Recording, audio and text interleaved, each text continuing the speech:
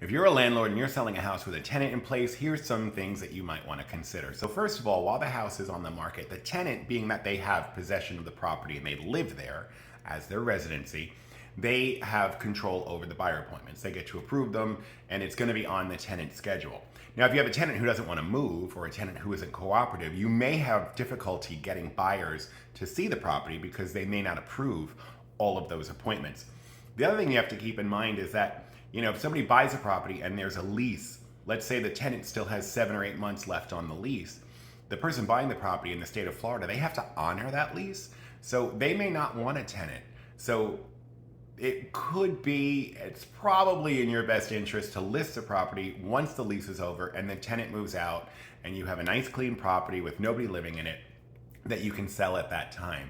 If it's a financial situation and you don't want to have the house unoccupied for a few months while you sell it and it closes, you might want to budget for that in advance and make sure that you are retaining enough of that rental income on top of your 10% for vacancy and losses and 10 or 15% for repairs, and keep a little aside so that you don't have to cover expenses on the property while it's on the market.